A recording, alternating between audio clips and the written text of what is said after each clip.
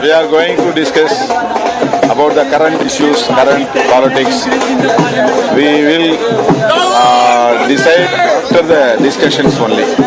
So what is the core issue of this meeting? Who will be PM face? You are trying to approach some other regional party? I can't say now, but senior leaders will decide.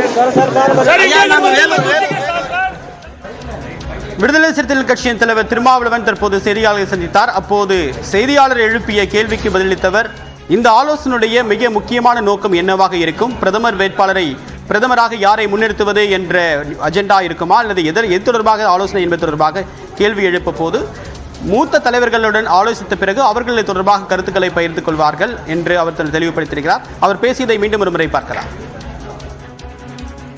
I spoke to Mr. D. Raja, but what's your comment about this meeting, sir? India Alliance holding a meeting? We are going to discuss about the current issues, current politics. We will decide after the discussions only. So what is the core issue of this meeting? Who will be PM face? You are trying to approach some other regional party? I can't say now, but senior leaders will decide.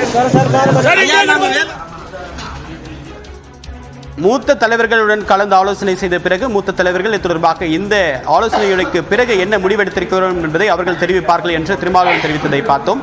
இந்த ஆலோசனை கூட்டத்துடைய மிக முக்கியமான நோக்கம் என்னவென்றால், India கூட்டணிக்கும் பெரும்பான்மை என்பது கிடைக்கவில்லை. ஆனால் அவர்கள் ஆட்சி அமைக்க வேண்டும் என்றால் கூடுதலாக சுமார் 38 பேருடைய ஆதரவு, 38 எம்பிக்களுடைய ஆதரவு என்பது தேவை. அப்படி இருக்கக்கூடிய நிலையில் எதிரணி முகாமில் இருக்கக்கூடிய எம்பிக்கள் இந்தியா கூட்டணிக்கு ஆதரவு அளிக்கக்கூடிய பட்சத்திலேயே அது சாத்தியமாகும்.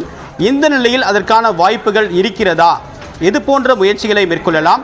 இனி வரக்கூடிய நாளங்களில் இந்தியா கூட்டணியுடைய காமன் புரோகிராம், இந்தியா கூட்டணி ஆட்சி அமைந்தால் குறைந்தபட்ச செயல் திட்டம் என்பது ஏற்கனவே வகுக்கப்பட்டிருந்தது. ஆனால் எதிர்க்கட்சி வரிசையில் அமரக்கூடிய பட்சத்தில் அந்த திட்டம் என்னவாக இருக்கும்? இந்த எதிர்க்கட்சி வரிசையில் அமர்வதற்கு கூட்டணியில் இருக்கக்கூடிய எல்லா கட்சிகளும் ஒத்துக்கொள்ளுமா என்பது நம்முன் இருக்கக்கூடிய கேள்வி.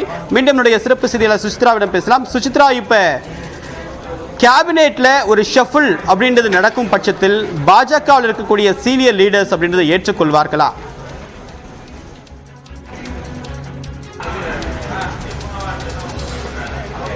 நிச்சயமாக தேவா, அதாவது ஏற்கனவே மக்களவை தலைவர்கள் எம்பிக்களை தவிர ராஜ்யசபா மாநிலங்களவையினுடைய உறுப்பினர்களும் ஏற்கனவே கடந்த மக்களவையினுடைய அந்த மத்திய அமைச்சரவையில் அவர்கள் இடம்பெற்றிருந்த குறிப்பிட்டது. தற்பொழுது புதியதாக ஆட்சி அமைக்கும் பட்சத்தில் நிச்சயமாக அந்த ஒரு புதிய மாற்றம், புதிய அமைச்சரவை என்று முற்றிலும் ஒரு ரிவாம் செய்யப்பட்ட ஒரு அமைச்சரவை தான் அங்கு அமைய உள்ளதை மிக முக்கியமாக பார்க்க வேண்டும்.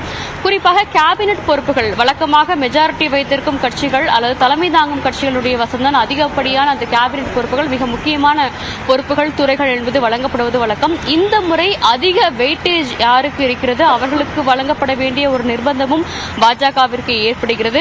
அவ்வாறு இருக்கும் பட்சத்தில் எந்தெந்த துறைகளை பிராந்திய கட்சிகளுக்கும் தங்களுடைய கூட்டணியில் இருக்கும் பிராந்திய கட்சிகளுக்கு வழங்குவது என்ற ஒரு ஆலோசனையும் முன்வைத்திருக்கிறார்கள்.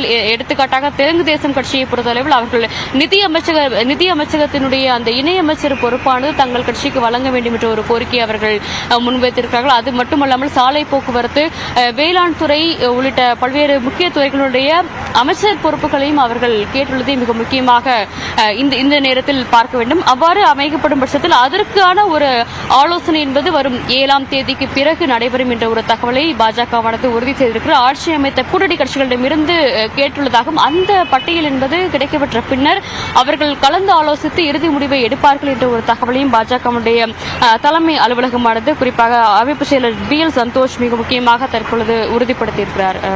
தேவா, 5 கேபினெட் அமைச்சர் பதவி வேண்டும் என்று ஆதரவு தரக்கூடிய கட்சிகள் நிபந்தனை விதித்திருக்கக்கூடிய நிலையில் தற்போது இந்தியா கூட்டணி கட்சிகளுடைய ஆலோசனை என்பது இன்னும் ஒரு சில நிமிடங்களில் தொடங்கியிருக்கிறது. தமிழ்நாடு முதலமைச்சர் மு.க. ஸ்டாலின் தற்போது தமிழ்நாடு இல்லத்திலிருந்து புறப்பட்டு இந்த ஆலோசனை கூட்டம் நடைபெற இருக்கக்கூடிய பகுதிக்கு சென்றிருக்கிறார். தொடர்பான கள தகவலை கொடுத்தீங்க சுசித்ரா. உங்களுடைய விரிவான தகவலுக்கு நன்றி.